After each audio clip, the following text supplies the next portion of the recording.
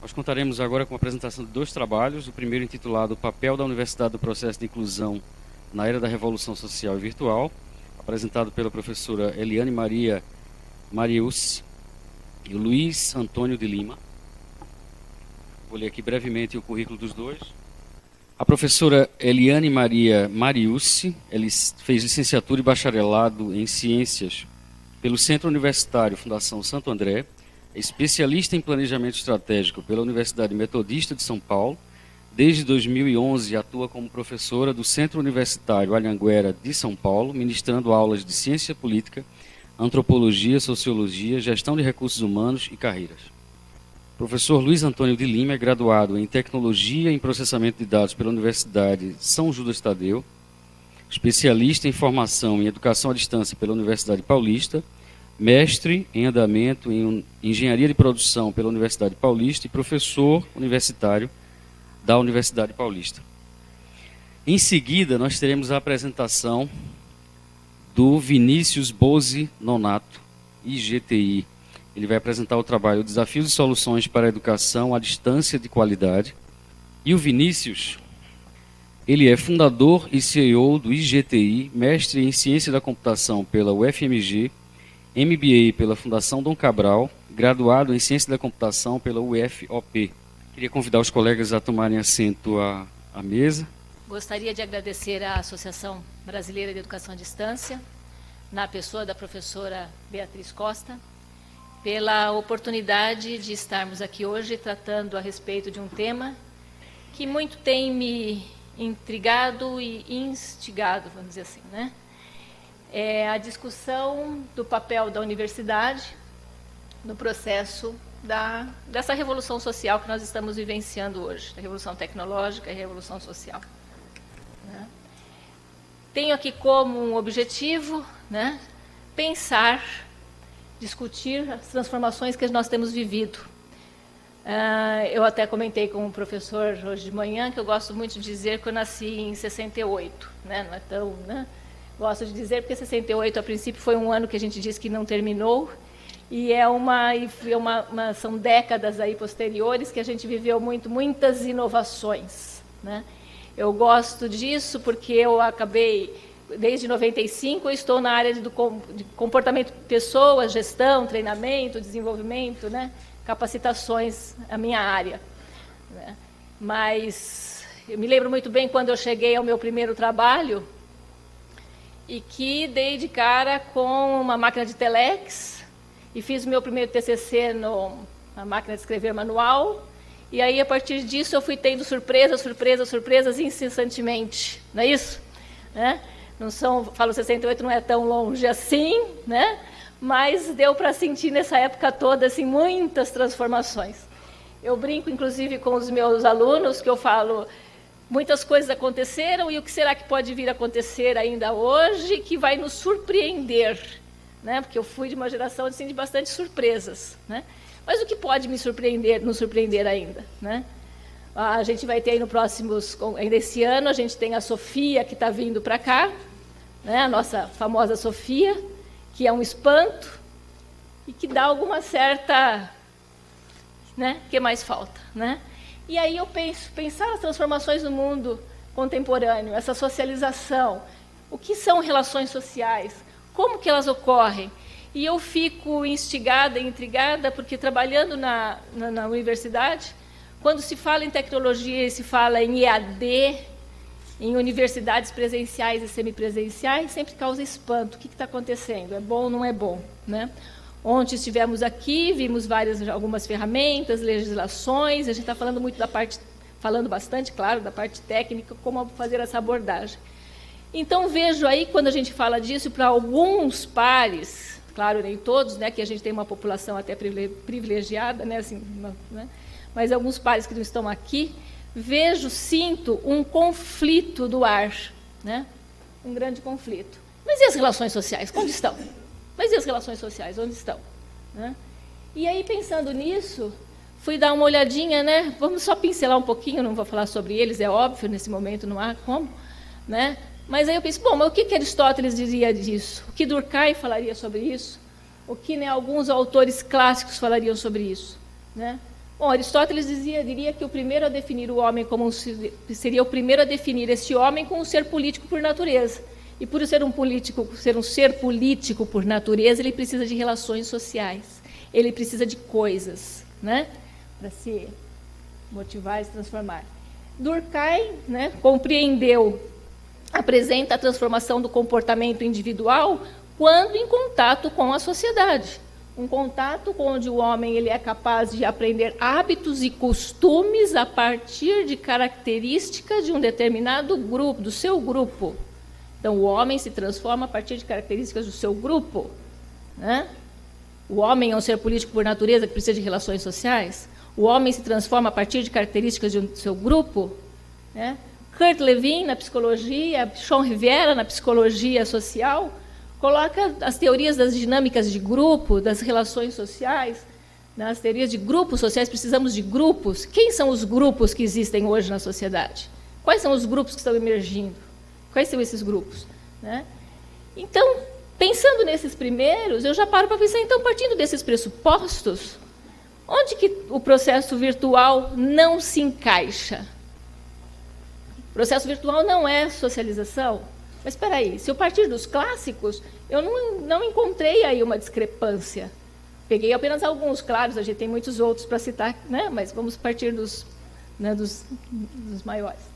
E, por fim, agora, na nossa contemporaneidade, Manuel Castells. Né? Castells, quando fala, né, as novas formas e os novos meios de produção estão sendo desenvolvidos através da rede interativa de computadores. A nossa comunicação está sendo desenvolvida. A língua, ela é o idioma, a língua, ela é um ser vivo e está em transformação. E hoje, o que esculpe a vida? E a vida, como que é esculpida por essas redes de comunicação? Né? Então, e as universidades, onde estão? Né? Então, até aí, continuo partindo desses pressupostos, não vejo, né, uma discrepância. Né? Mas o que a gente está vivendo, voltando? Estamos vivendo numa era que eu me sinto, não sei quanto a vocês, mas dentro dos meus pares, perto do meu meio, né? Vivendo aqui eu sou da Grande São Paulo, né? Nascida na Grande São Paulo, vivendo na era aqui da revolução tecnológica dentro das grandes indústrias, do nosso parque industrial de automotivos e fornecedores automotivos, ou seja, vivo desde 1985, 90, vendo as transformações da indústria na região, e vejo quanto essa indústria, esse modelo clássico de processo, está sofrendo hoje, né? Sofrendo através de um conflito que eu entendo que o conflito existe quando algumas partes elas não se entendem, não há um entendimento, então é só uma questão de vamos nos entender? É um processo de mudança? O conflito é algo que sempre existiu? Claro, o conflito faz parte. Tanto é que os nossos autores aqui anteriores provavelmente repensaram, porque em cada momento existiu o seu determinado conflito. Então, o conflito é um momento houve uma transformação na nossa sociedade. Então, de 68 para cá, quantas transformações não aconteceram? Né? Eu mesma vivenciando isso, né? Então, transformação leva o conflito. Oxe, conflito, o que é conflito? O conflito é quando nós nos entendemos. Então, vamos nos entender, vamos dissolver esse conflito. Como que eu dissolvo um conflito? Entendendo, me readaptando e provavelmente nos adaptarmos, e à medida que eu me adaptar, eu vou ter uma nova... A Sofia está chegando, né, a nossa robô social aí, né, que vem assumir alguns papéis, né? E aí, daqui a pouco, outra coisa mais estupenda vai acontecer. Não sei o que pode ser de estupendo, porque eu, desde criança, vejo os desenhos aí fazendo... os Jacksons já faziam viagens aí virtuais, né? Sair de um lugar para o outro. Seria maravilhoso para mim, porque eu não pegaria o trânsito que eu peguei hoje, né? Poderia ter saído de Santo André e vindo direto para cá. Vamos fazer uma reunião aqui com hologramas, que seria interessante. Será que deixaria de existir? Não sei, né? Como seriam as nossas relações? Estou esperando isso desde que assisti aos Jacksons, né? Na família. E transformações acontecem, conflito acontece, e assim é o fluxo do processo de mudanças, né? E esse mundo moderno, então, através dessas várias convivências, dessas várias transformações, muito centrado na tecnologia, que promove, eu acredito, essa angústia que eu disse no início, essa angústia dos meus pares, né, diante dessas mudanças, dessa revolução. Né? Então, o que está gerando angústia? Será que é a tecnologia que gera angústia? Ou a forma como ela está acontecendo, que está sendo cada vez mais rápida? É a tecnologia, é o EAD, ou é a velocidade com que está acontecendo? Só voltando um pouquinho na minha história, quando em 85, 86, no meu primeiro curso de idiomas, quando fui para a escolinha de idiomas, aprender uma língua, aprender italiano, o meu professor, naquele momento eu já estava fazendo um EAD, porque ele me colocou na nossa turma para fazer um curso, para nos correspondermos com um grupo na Itália. Então, por cartas, eles me ensinavam a escrever o italiano. E, a partir dali, naquela correspondência, que mandava carta e esperava a carta chegar, claro, criei uma relação bacana com aquele grupo, fui para lá num determinado momento, vieram para cá e hoje somos amigos até hoje. Então, foi através de uma educação à distância, ou, como disse ontem na apresentação, uma educação que deveria mudar o nome de uma educação sem distância. Né? Mas eu sinto que isso, né, que eu falo, eu já vivia isso, na correspondência eu vejo isso, mas para alguns eu coloco essa angústia, né, que gera uma angústia. Então, a angústia não é a inovação, a angústia é a velocidade, talvez, é assim que eu coloco, não sei. Encontrei uma brincadeira aí, encontrei uma linha do tempo de Santos, que ele me mostra uma coisa que eu também me surpreendi. Como eu disse, mudanças aconteceram sempre.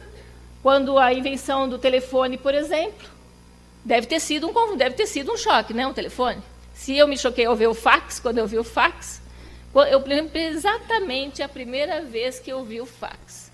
Alguém mandou mensagem, o papel saiu, e eu falei, meu Deus, como que esse negócio acontece? Né? Mas, rapidamente, eu tive que falar, opa, já passou, já tem outra coisa nova vindo. Mas, por essa linha do tempo, a gente vê uma situação. 75 anos o telefone levou para atingir 50 milhões de pessoas. 38 anos para o rádio. 13 anos para a televisão. 3 anos e 8 meses o Facebook, para o mesmo número de pessoas. 15 meses para o Messenger atingir esse número. E essa brincadeira no aplicativo Pokémon GO levou quanto tempo? 19 dias. Bom, eu imagino que, né, a gente é impactante, né? E aí cai a nossa querida universidade, a nossa querida educação, a nossa querida questão da educação. Diante de tudo isso, eu tenho ainda uma universidade no modelo clássico, no modelo ainda lá de 68, né, no modelo lá de 80, né, que tem aquele professor né, o professor que está utilizando métodos clássicos, que recebe alunos, hoje, entrando na universidade, 17, 20 anos, que, poxa, já nasceu, né, já leva para a faculdade, para a sala de aula, o seu celular. E como, remetendo até ontem mesmo, né, como a Paola colocou, primeira coisa, desliguem os celulares, por favor. Né? A não utilização dessa tecnologia. Pois, poxa, ele tem 17 anos, ele está usando o celular, ele entra na sala de aula e fala, desliga o celular. Né? E outra situação, né? Então, é uma universidade que ainda está vivendo, nós estamos vivendo essa transição, que é um espaço que não está no mundo real. E uma outra questão que eu me vejo bem, que eu me encontro interessante, é que, a partir desses últimos 10, um pouco mais, né, os últimos 15 anos, a gente teve aí políticas públicas que facilitaram a entrada de pessoas na universidade. Né? Hoje a gente temos um grande número de universidades. E aí eu encontro quem na minha sala de aula? Eu encontro não só o meu aluno de 17, 20 anos, mas eu encontro a mãe e o pai dele sentado ao lado. Né? Aquele rapaz que leva o celular e a mãe e o pai que teve a oportunidade agora de entrar para a faculdade. Né? que é o que mostra, né, que nos últimos tempos aí a gente tem um número muito grande de pessoas acima de 40 anos nos bancos escolares. E aí vem o papel do professor, né, fazer essa gestão do conhecimento, né? Porque, afinal, dados e informações, aquilo que era tão complexo quando eu estava lá na minha primeira graduação, né, que a gente ia para a biblioteca e ficava buscando livros e comprando livros, esperando o livro chegar para buscar dados e informações, hoje não existe mais isso. A professora já vai para a sala de aula com dados e informações. Eu não preciso ir para a faculdade para receber dados e informações.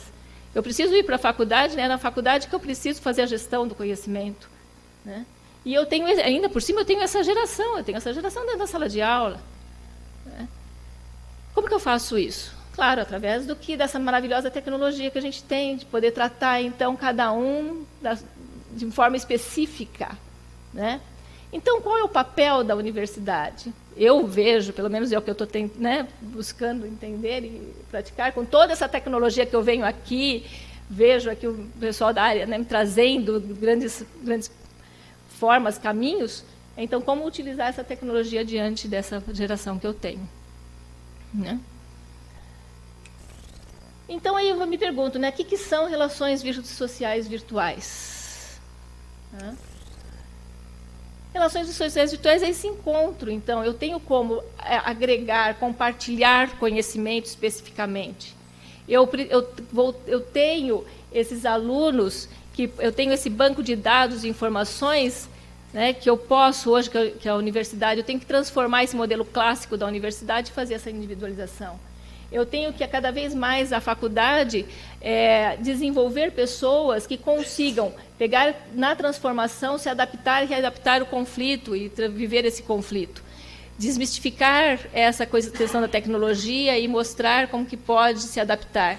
Porque hoje, principalmente aqui, pela crise de trabalho que nós estamos tendo, que a gente está tendo, que o trabalho não é mais aquele trabalho clássico, nós estamos tendo que nos transformar.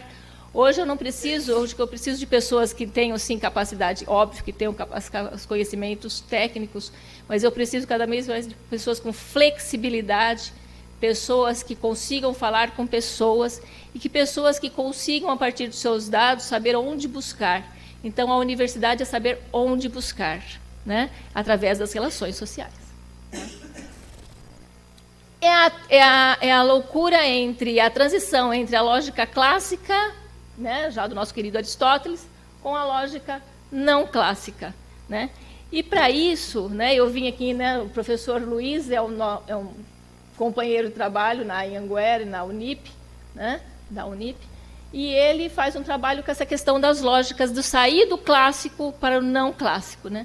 Eu gostaria de, nesse momento, passar a palavra para ele, que ele vai mostrar uma ferramenta que, na verdade, ele utiliza com os alunos dele, né, e que faz essa participação, esse compartilhamento. Ele utiliza umas determinadas ferramentas que faz com que o aluno participe. Não mais aquela situação, desliguem os celulares. Não desliguem os celulares. Vamos usar os celulares? Né? Eu gostaria de passar para o Luiz. Obrigada, pessoal.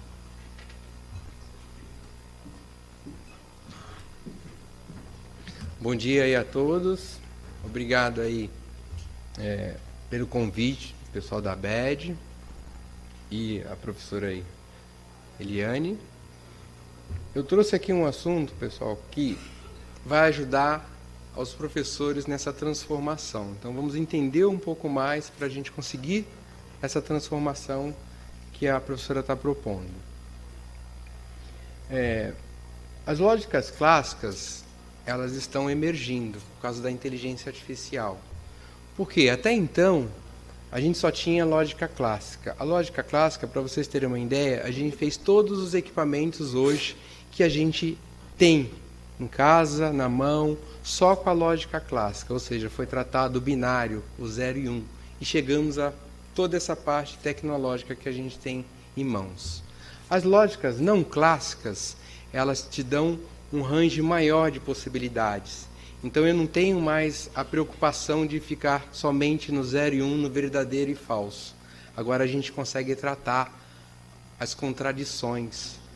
Informações que a gente descartava, agora a gente consegue tratar. A gente consegue garimpar, ter informações úteis e tomar decisão em cima disso. Tá? Porém, essa lógica não clássica já não é tão nova. Na década de 50, um brasileiro, Newton Afonso Carneiro da Costa, trouxe uma lógica não clássica, propôs com os russos, com os poloneses, e ele está vivo, paranaense, tem 88 anos, então assim, é um brasileiro. Ele desenvolveu essa lógica não clássica, e a gente precisa conhecer ela. Essa lógica não clássica, chamada lógica paraconsistente, ela foi formatada pelo professor Jair Abbe, né? Onde você tem todos os estados extremos e não extremos. Então a gente fugiu totalmente daquela lógica clássica. Além do verdadeiro e falso, que está na diagonal, né, nesse reticulado criado pelo professor Jair Abbe, você tem o inconsistente, que é o símbolo do T, e o paracompleto, que está ali embaixo, que é o T de cabeça para baixo. Ou seja, inconsistente é as contradições. Olha, está chovendo? Olha, está chovendo, não está chovendo. Então, se eu perguntar, está calor aqui dentro? Ah, não, estou com calor. Não, estou com frio. É contraditório. Como que a gente trata isso? Então, essa lógica permite você identificar isso. E aí você consegue tratar. A paracompleteza é quando você tem muita informação e você não tem condições de tomar uma decisão mais acurada. Então, você tem um monte de informações bagunçadas e você pode começar a tratar elas, começar a organizar e separar. Que hoje a gente fala muito de Big Data, né? Big Data. Né? E as redes sociais também utilizam muito disso. Tá? E aí, só reforçando, a lógica paraconsistente, ela trata desde o verdadeiro e do falso, da lógica clássica. Então, ela não abandonou a lógica clássica. Ela adicionou o inconsistente e o paracompleto. Né? O que seria essa parte das inconsistências, do paracompleto e do... É você conseguir ter algumas respostas do tipo, é quase verdadeiro tendendo à inconsistência. Quase verdadeiro tendendo ao paracompleto. Então você não tem a certeza que é totalmente verdadeiro. E a gente percebe que o dia a dia nosso é todo assim, né? Como a professora veio para cá de manhã, será que ela vai pegar trânsito? Pegou o trânsito? Foi quase um trânsito que ela pegou? Então, assim, no nosso dia a dia, a gente está sempre quase falso tendendo a alguma coisa, até mesmo para a gente decidir.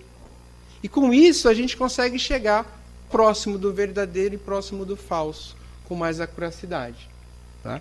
Então, esses são alguns estados não extremos que podem ser tratados. Então, você imagina qualquer assunto, você sair do verdadeiro e falso e ter aí, no mínimo, 12 estados além dos demais que eu já citei, que você pode ter e tomar decisão em cima disso. Vamos lá. Por incrível que pareça, essa lógica paraconsistente já vem sendo utilizado no Japão, coordenado aí pelo professor Nakamatsu, do Japão, né, no grupo dele. Então, lá já está sendo aplicado em controladores para verificação de segurança em tráfego aéreo. Então, lá já está funcionando, pessoal. Controle de semáforos inteligentes. Controle de pouso de aeronaves em aeroportos, né, protótipos. Então, temos aplicação. Também, na área aí, a lógica paraconsistente, ela já está tão avançada que a gente já conseguiu criar neurônios, né? E montou uma rede neural artificial paraconsistente. E aí, com esses trabalhos já avançados, a gente conseguiu aí ter aplicações do tipo identificação de Alzheimer, né? Aqui está a foto do cérebro com Alzheimer e o normal. Por quê? Porque com essa tecnologia você permite identificar padrões. E você identificando padrões, você consegue ter esses resultados, né, de ferramentas aí em diversas áreas. Outra aplicação, reconhecimento de câncer aí, ó, de mama. Então já está sendo utilizado aí redes neurais artificiais paraconsistentes, né? E, em particular, esse é um trabalho que eu fiz usando aí a lógica paraconsistente para tomada de decisão. Então, hoje, eu tenho uma equipe de gestão de projetos que ele tem que decidir se esse projeto vai ou não vai, utilizando N tecnologias, desde Six Sigma até PMP ou uma outra tecnologia para tomada de decisão para ajudar na gestão. Então, eu estou criando uma ferramenta que, trazendo a lógica, utilizando a lógica paraconsistente, eu vou permitir, ao clicar num botãozinho de IA aqui, ajudar ao gerente, ou seja, não estou tirando autonomia da gestão, ele pode decidir, só que ele pode clicar no botão de IA e ver a sugestão, usando a lógica paraconsistente, e qual projeto ele pode aprovar com determinadas características imputadas no sistema. Então, esse é um trabalho que eu estou particularmente empenhado em executar. Tá? Vamos lá. Além disso, tem também trabalhos de planejamento urbano aqui em São Paulo, já com a lógica paraconsistente.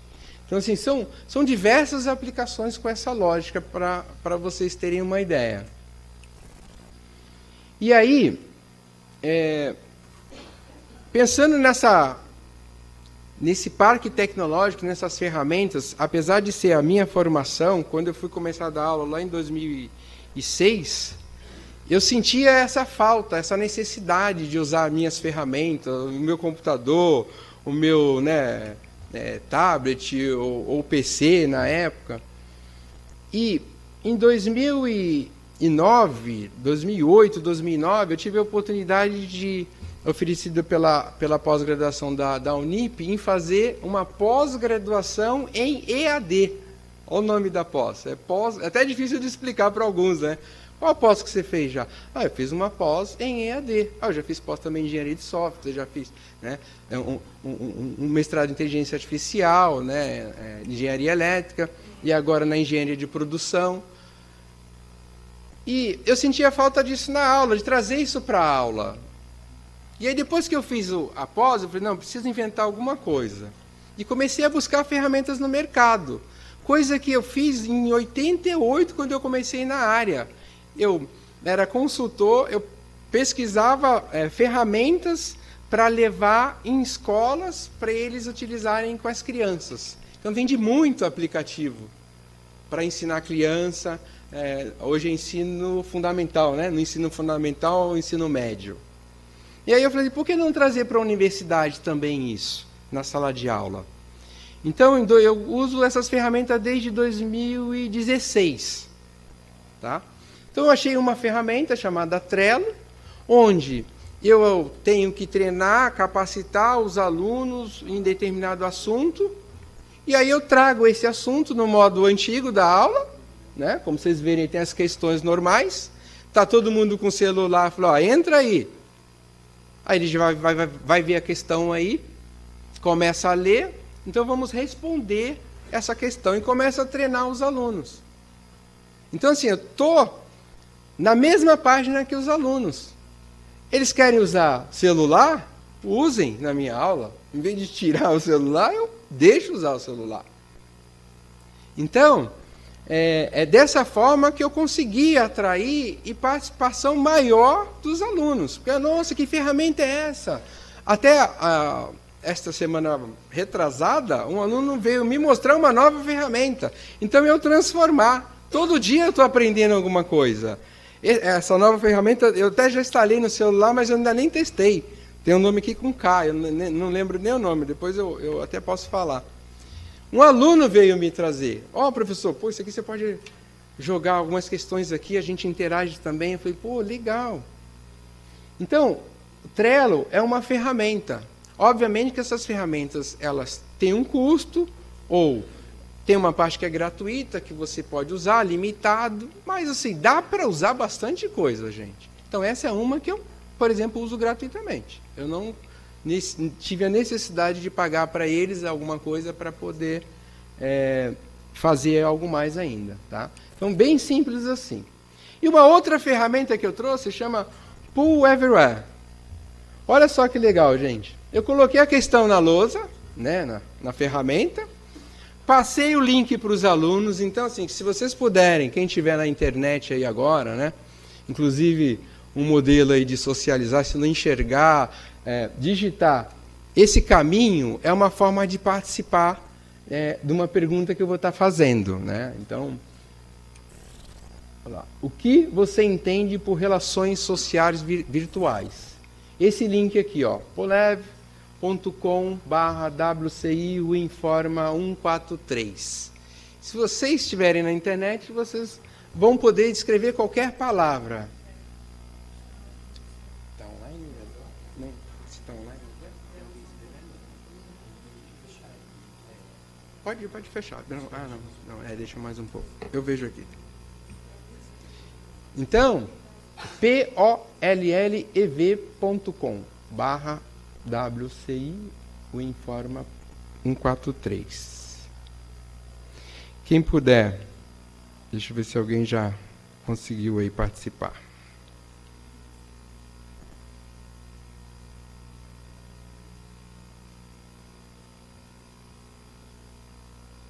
Vamos lá. Quando vocês começarem a participar, vocês vão responder aí o que vocês estão em mente. O que você entende por relações sociais virtuais?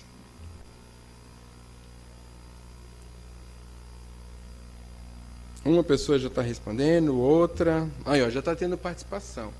Não pode esperar mais um pouco.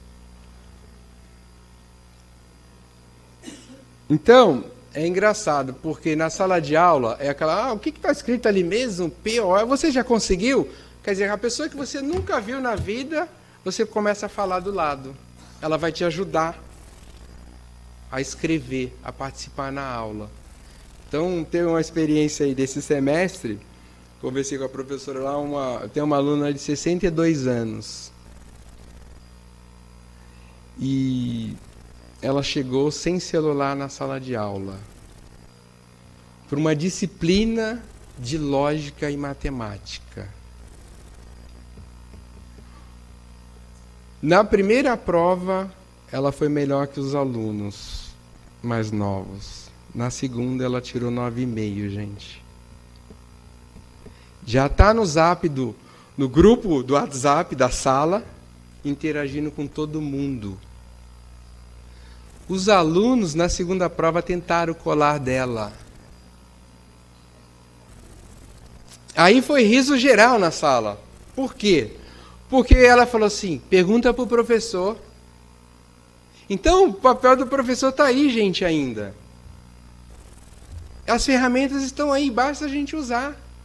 É essa transformação que a professora Eliane me convocou, né? Pode comentar, professora, que quiser vir aqui. Deixa eu ver se tem mais gente.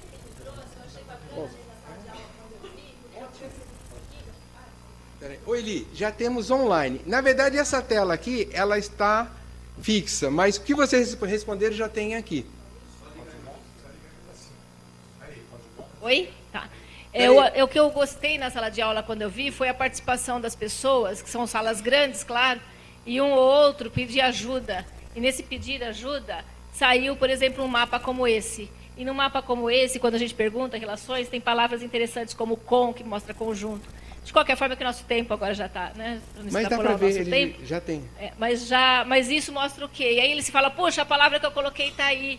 Então isso começa a movimentar. Então aquela classe mórbida, aquela coisa parada que a gente, às vezes, né, no clássico fica, a gente tem a participação. Ou seja, a gestão de conhecimento, dados, informações, vamos colocar esse pessoal para trabalhar na tecnologia. Era isso que a gente gostaria de mostrar aqui. Pode. Vamos sair da universidade clássica e vamos colocar essa universidade no tempo moderno. Olha, Eli, okay? Olha o que eles responderam. Relações está em maiúsculo, não está? Aliás, está em letras maiores. Isso significa que mais pessoas colocaram a palavra relações. Compartilhar. Então vocês conseguem se enxergar na nossa palestra, vocês conseguem participar. Então, pode? Não, não deu tempo. Ah, já deu. Ai, gente, já deu tempo. Já estou finalizando. É. Tá bom, deixa eu só finalizar. Tem mais? Deixa eu só... Ah, é, volta. Senão a gente atrapalha o... Isso.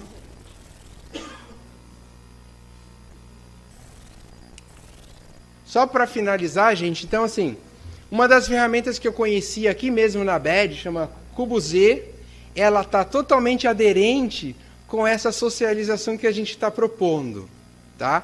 Entre professor, aluno, sociedade, grupos sociais e muito mais, tá bom? Então, qual é o papel da universidade? O contínuo avaliar das ciências psicossociais diante do novo. Essa é a nossa proposta, né? Falar o quê? Vamos colocar a psicologia, a sociologia a trabalhar junto. Claro, elas já trabalham, claro. Né? Mas é esse contínuo avaliar. Tá bom? Obrigado, pessoal. Estamos à disposição. Deixa aqui mesmo.